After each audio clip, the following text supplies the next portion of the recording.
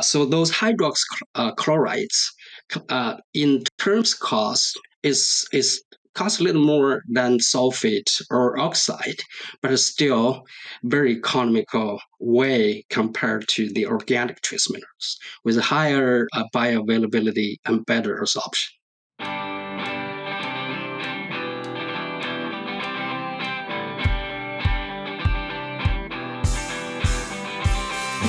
Welcome to the Feed Science Podcast. I'm Adam Farrells, coming to you from North Carolina State University in our Animal Food Manufacturing and Feed Milling program here. Thanks for joining us. On behalf of Wysenetics, we always appreciate our audience checking in with us on your podcast vehicle of choice or on YouTube. Please do like, subscribe, all that good stuff, and let us know in comments what you like about the podcast, what other things you'd like to see, so that we can keep the content coming to you in a way that you're interested in. Our guest today should be of a lot of interest to folks that are doing anything related to premixes that have to do with vitamins and trace minerals, because that's what we're going to be talking about, and some of the things to know when we're using those types of products. My guest is Dr. Charles Chin. He is a technical consultant. He's been in the industry. He's got about 30 years of experience in research, R&D, animal nutrition, livestock, regulatory affairs, all of those good things. So should be a really interesting conversation today. Dr. Chin, thanks for joining me. Thank you for having me. Yeah, it's my pleasure. It's I know you've done these podcasts with Wysenetics a couple times, but we've always got new listeners. We keep that audience growing. So if you wouldn't mind, give a little bit more of your background and what it is you're working on to our audience. Okay. I live in Manitoba, Winnipeg. It's kind of Midwest. My career's has 4 phases. Not ended yet, but I started phase 1 as a university faculty, teaching and supervise undergrad and master students. Now, phase 2 was moved to North America and doing the research and also the pig farming. And phase 3 became a professional nutrition on monogastric for 15 years. Now I'm in phase 4 as the independent consultant, offering technical service to private companies, to no profit, no government organizations, and also offering some technical views to feed active companies. Very good. So phase 4 is get to be your own boss. That's phase 4, right? Yeah, I've been at this about 10 years. I pretty much enjoy it. Very good. Very good. So our topic of discussion today is we're going to talk about trace minerals and vitamins. And let's just start off, let's start off at the bottom line. What is... When we think about putting vitamins and trace minerals, we know they're important. We know the animals have to have them. How do we think about their inclusion as it relates to the combination of what the animal needs and what it costs? Because we know that these are expensive things to put into the ration. So we might as well start right there with the money. Essential nutrients for vitamin and minerals. It's required on a daily basis for the animal. And vitamins includes A, D, E, B, C, H. And minerals are copper, zinc, manganese, iron, chromium, cobalt, selenium, and iodine. That's normally we use for young animals. Maybe in the grower finishing phase, we use less mineral than vitamins. But still, if we calculate all those in the compositions of a complete feed, vitamins normally take about 0.5 to 1.5% of total cost for complete ration, and trace minerals between 1.5 to 3%. It depends which forms of the trace minerals you have in the ration. Take them total. The cost around 3 to 4% in the complete rations. All right. So if it's 3 to 4, yeah, for the young animals, normally require more for support the growth. And genetic stocks, normally we use a high inclusion of trace mineral vitamins. Makes sense. All right. So we're talking 3 to 4% of the inclusion rate of these products. How about the amount of cost of the diet? How, because it's going to be significantly more than 3 to 4% of the cost of the diet is going to come from these types of products, which is one of the reasons that we want to make sure that we manage them so well. So rough numbers, what do we think the cost of these in a diet is going to be? Yeah, most concentrated inclusion I had experience is between 2% to 2.5, 0.2 to 0.5%, means 2 kg or 2.5 kg in a ton of complete feed. Cost-wise, between 3 to 4% of the total cost in complete ration. Okay, might have been my mistake there. Got that confused. So 3 to 4% of the total cost of the ration. Obviously, yeah, that makes sense. A significantly lower amount of the inclusion of that. Got my decimals wrong there. That was my fault. Yeah. Throw my hand up. Say that one was my fault. All right, so relatively low inclusion, but compared to their inclusion amount, a relatively high amount of cost, which means that we really need to do a good job of managing them. And, we've talked with other people in some of these podcasts when we've talked to folks in the feed mills and things about the things that we will do in the mill ourselves to make sure that our inclusions are correct, weighing them out by hand properly, or weighing them using systems, micro ingredient systems, and making sure that those are really dialed in so that we're not wasting any kind of money there. But there's other things that go along with that as well, and that's making sure that the minerals and the vitamins that we're putting in are as in fact as potent as they are supposed to be. One thing that I think would be an interesting place to start on that discussion is all these different trace minerals that we have. It used to be not that long ago that you got cobalt and it was cobalt, or selenium was selenium. And then we've got all these different ways that these trace minerals are developed. And we've got selenium yeasts and these other kind of things. And we have organic trace minerals and we have chelated trace minerals. So can you speak a little bit to what are the different sources of trace minerals that we actually have on the market today? Really, we look into the trace minerals. I look into the physical or the chemical properties. If you look in the structure of chemical, the trace minerals always classifies two kinds. One is inorganic trace minerals. Informs oxide or sulfate, which minerals the mineral and bounded with ionic bond, or we call most are divalent bond. Another is organic trace minerals. Organic trace minerals we can quite often see in the marketplace is glycinates, propionates, amino acid complex, methylene hydroxy, analog chelates.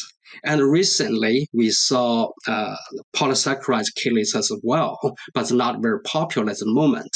But we do see the publications on the paper, peer-reviewed papers to prove the efficacy and the stability.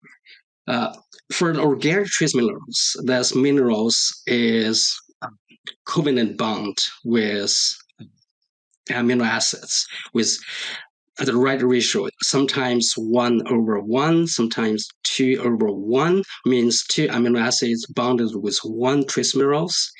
Some for amino acid complex, which is a bunch of the amino acids bonded with one or two trace minerals. Between inorganic and organic trace mineral, there are new kinds. It's not new, but has been in the market 10, 15 years. It's called hydroxychlorides, which is a covalent bond building the trace minerals with hydroxyl group. Chemically, it is inorganic, but looking into the functionality, it's just behave like organic trace mineral, quite stable, low solubility in the water, and not less antagonist between divalent minerals. So those hydroxychlorides, in terms cost, is costs a little more than sulfate or oxide, but it's still very economical way compared to the organic trace minerals with higher bioavailability and better absorption. So is that the primary advantage then of going to those products is that higher bioavailability? That's the primary reason from a nutritional perspective that we would be willing to spend a little bit extra on getting them into our formulations? Yeah, exactly. And also there's a trend, industry adopt the trend really well, considering sustainability and the discharge to the manure get into the field, less damage to soil ecosystem.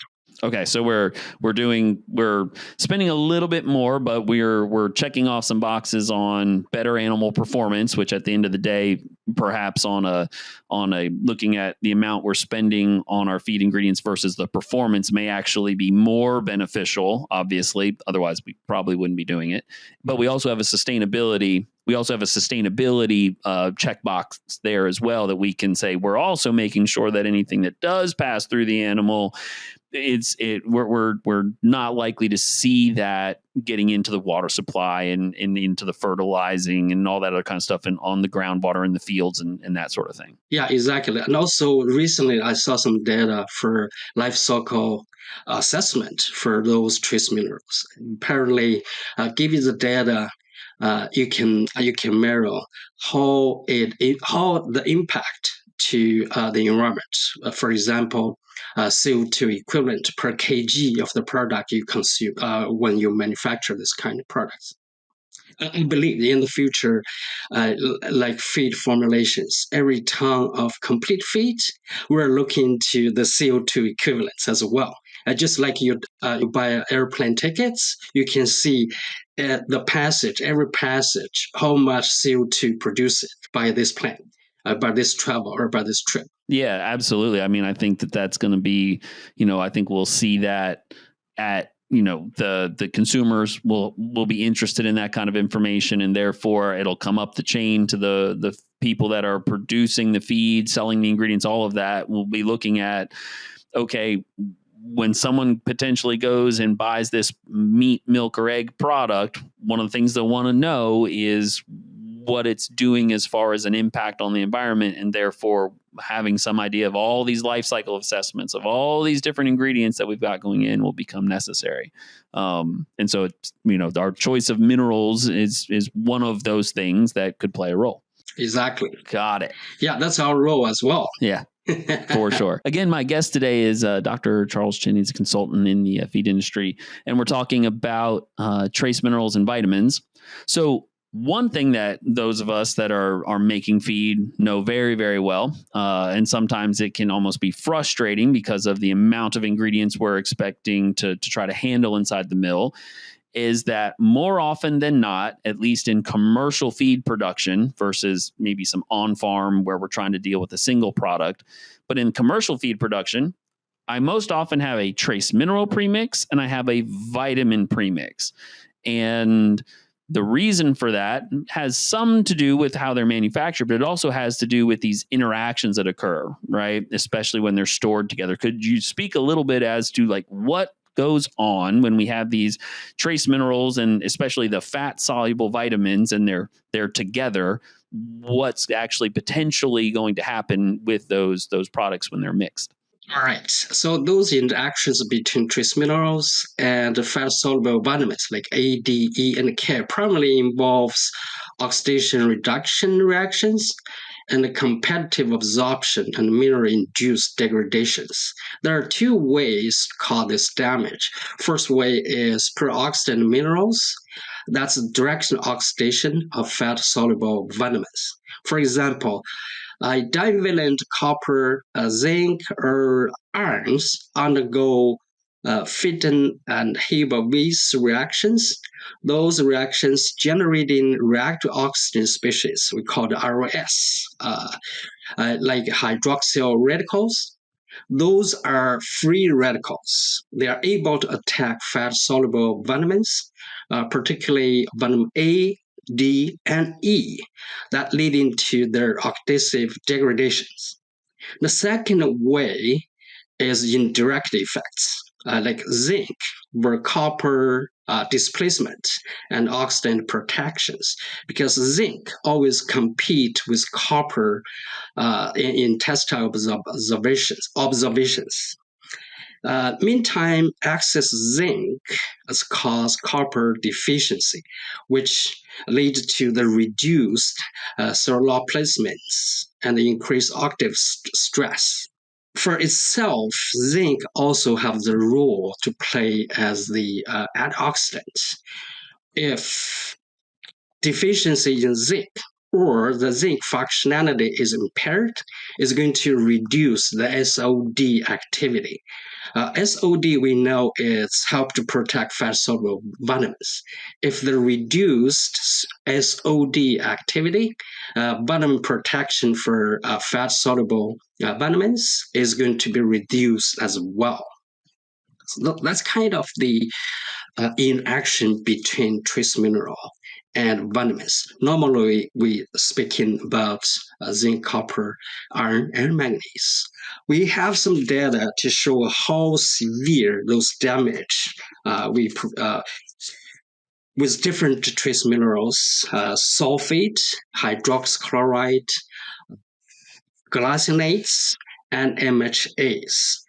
I dig into lots of data recently to compile a few of the just some of the rules of the range the damage to the vitamin A, D, E. For example, copper. Speaking to we A, D, and E with 120 days of storage, which is 4 months. We saw sulfate, hydroxychlorides, glycinates, MHAs damage to the A, D, and E per month. Their activity lost but between 9 to 11% from sulfate, 6 to 8% from hydroxychlorides, glycinates also 6 to 8%. MHAs has less damage to vitamin A, D, E during the 120 days in the storage, between 4 to 6% per month. The activity loss per month. Got it. All right. So we're adding even more evidence as to some of these benefits of these organic trace minerals, the non-sulfate, non-oxide, inorganic trace minerals, right? Because as you've just said, we've talked already about the animal absorbs them better. We have some sustainability things that help us out, and now you've just shared data that says we've got a pretty significant improvement in the loss of fat soluble vitamins over a 4-month storage period when we're including these these organic types versus things like the oxides and the sulfates. And we just give the loss rate per month for copper. Zinc has the similar trend of the damage for sulfate around 10%, hydroxychloride between 6 to 8, glycinates and also 5 to 6%. MHA is still very low, around 5% between those 4 forms of trace minerals. Those zinc and copper.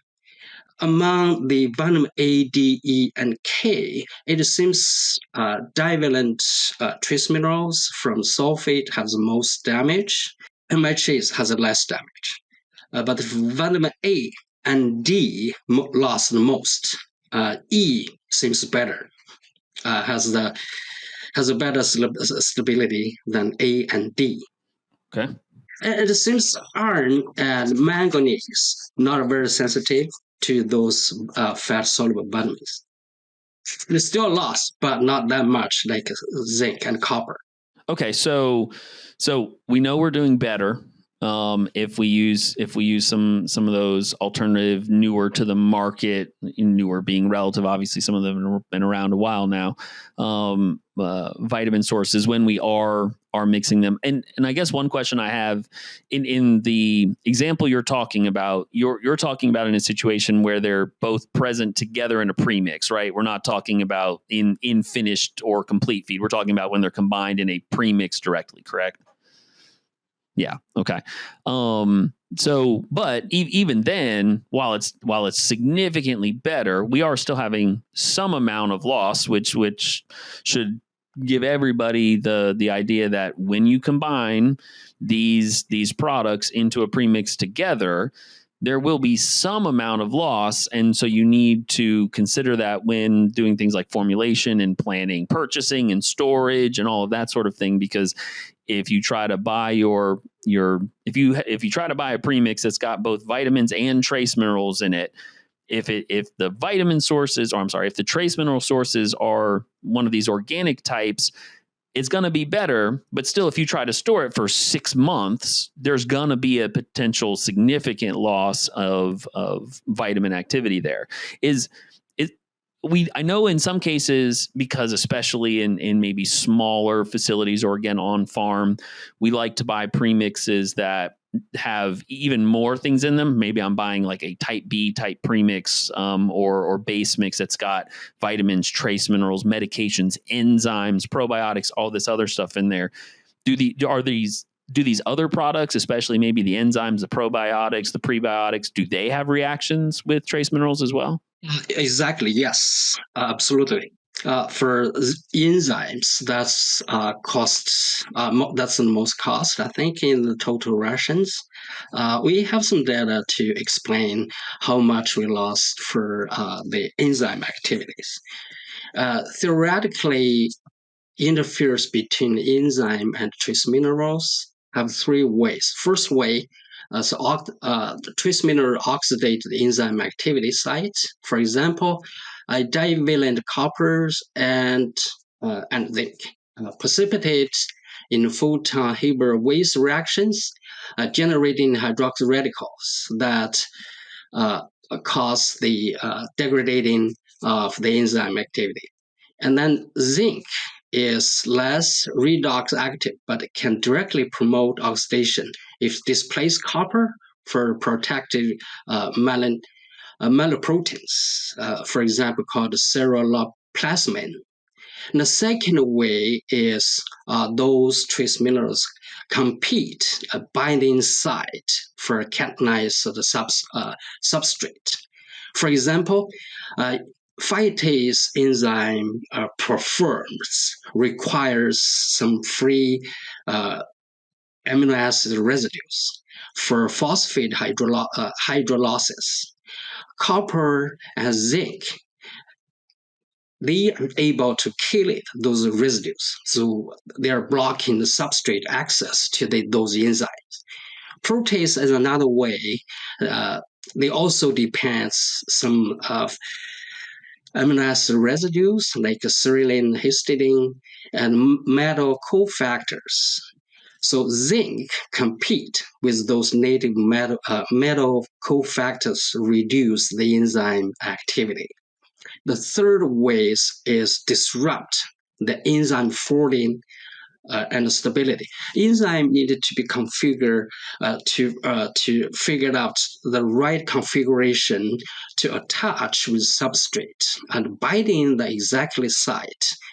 So excess zinc or excess copper is able to bind to the no catalytic sites, inducing the conformation changes, and also aggregated enzymes by cross-linking that reduce enzyme activities. Most time we look into the interface between trace minerals, phytase, trace minerals, and proteinase. There's also some data for xanilase as well, because we're using in North America, Midwest, we quite often use wheat barley, all those high need xanilase. We do have mechanisms by which those trace minerals can interfere and then cause some issues when they are interacting together in a premix type of a situation. All right, so we know now that if we've got trace minerals and vitamins, especially the fat solubles, trace minerals, enzymes, and they're in the same thing. They're in the same premix. we can have some issues. We know that the organic trace minerals are at least a little, in some cases, rather significantly less damaging, less inhibitory towards the vitamins. So that's a positive, but still over a significant amount of storage time that we could have a degradation of 4% a month or so, which, if we do it for 6 months, we've lost 25% of our vitamin activity there. So I think then the very last question that will kind of close out the podcast is, which is probably the most important, is how do we prevent this nutrient loss in the premix? Beyond just get your premixes, if they're going to be vitamin trace mineral combined, get them and use them as absolutely rapidly as possible. That one seems relatively obvious, right? Get it, gets fresh, and just immediately use it. But that's not always practical based on how we buy it, on how we purchase them. So what other prevention steps and things should we be thinking about in order to not have that nutrient loss? Yeah, exactly. First, speaking of the phytase rotations, I have the data to show that give you some ideas how much we lost. We have a study for 45 days storage with control. There's no added trace minerals. We observed 5%, still 5% loss for phytase activity. With sulfate zinc, lost about 35%. And zinc oxide, phytase activity lost about 30%. With glycinates, lost about 20. MHA, we observed that 10% of phytase activity lost during 45 days period of storage. This kind of we see there's some publications, double dose, overdose of the phytase. That might be the degradation of phytase itself. We saw the positive response from the animals, but we do not haven't confirmed the data yet. That's I'm guessing. And we have a study in micros. In micro, we're just speaking 5 kg micro. We use 5 kg per ton of complete feed.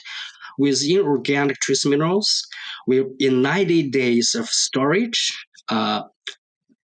inorganic trace minerals cause about 30% of loss phytase activity. Glycolates lost about 5%. MHAs lost only 4%. That's a big difference, and it's potentially a lot at the high end. Yeah, exactly. For protease in 5 kg micros, inorganic trace minerals lost about 32%. Proteinase and glycinase lost about 20%, and MHAs only lost 3%. Wow. Okay. Yeah, that's a recent study in 2024. Xanilase, sulfate costs about over 50% of loss of xanilase in 90 days of storage. And hydroxyl lost about 25%. So combine those loss from interactions between trace mineral, vitamin, and enzymes. The loss, my assumption estimates is around half $1 to $1 per ton of complete ration. Okay, yeah, it's pretty significant. That's a pretty significant number in the way that we talk about it. Yeah, and also with a difference between also the moisture makes a difference as well. High moisture products for the complete for the micro or for the premix cause more damage. Mm-hmm. So when we're talking about the what would be like the carriers being used in the different premixes that we're using between corn cobs and rice hulls and limestone and all these different carriers that we use, and mineral oil obviously goes in there, although that doesn't bring in moisture. But we have these choices of carriers that we use, and if it's something that's going to bring in moisture in it, we're just going to exacerbate the potential damage that we're seeing. Yeah, exactly. Evonik Animal Nutrition is committed to ensure food security and safety while reducing the ecological footprint of animal farming. Its products and services use evidence-based solutions that seek to promote animal welfare and reduce reliance on natural resources. All this is underpinned by long-standing industry partnerships and deep customer understanding. Evonik's focus on efficiency, sustainable, healthy nutrition, and collaborations with livestock farming partners creates value for customers and consumers.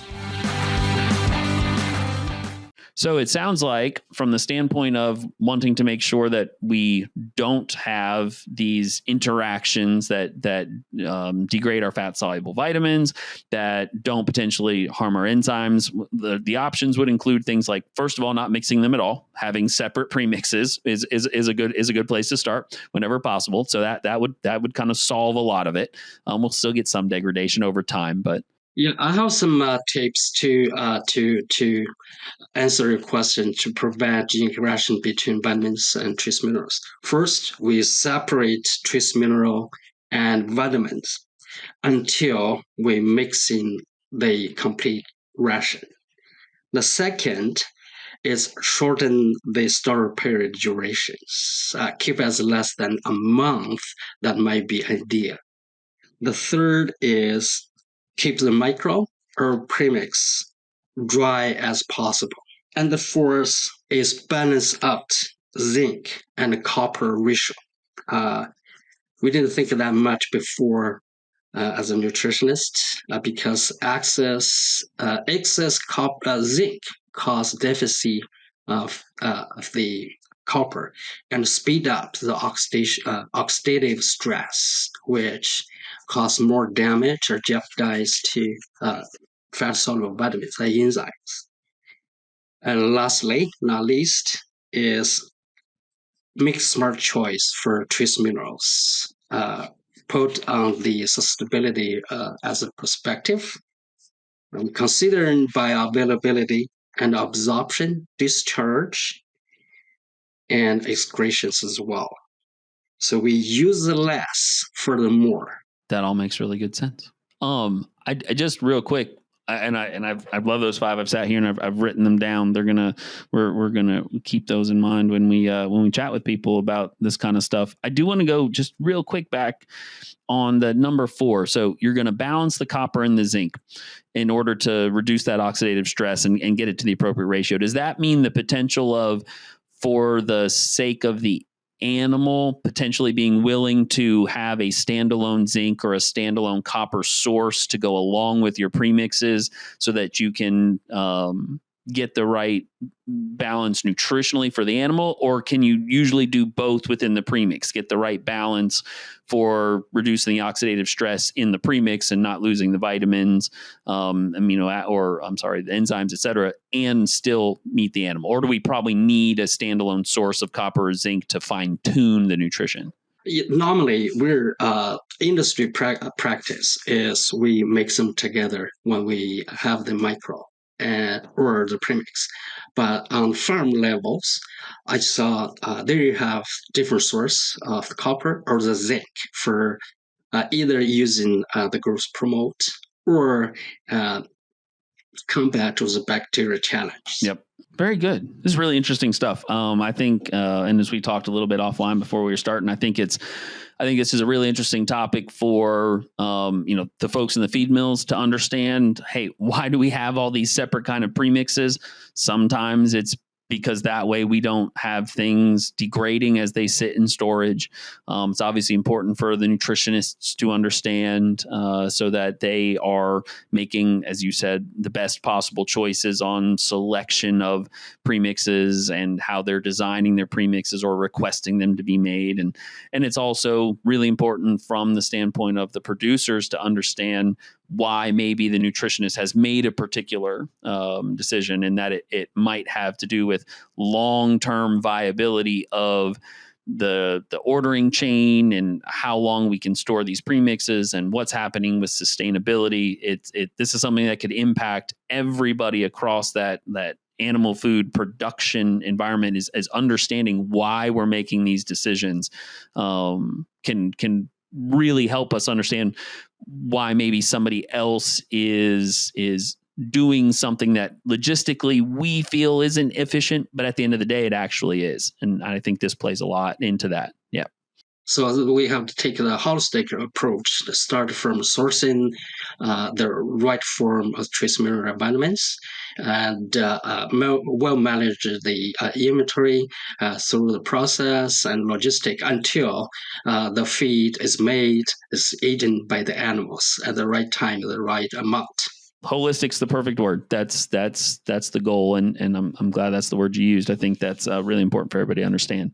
I've really enjoyed our conversation today. Again, my guest has been Dr. Charles Chin. He is a technical consultant, been in the feed industry for 30 years. He mentioned he's been in academia, he's been in the industry. He's now his own boss doing consulting work for the last 10 years or so on the animal nutrition, livestock, R&D, regulatory affairs.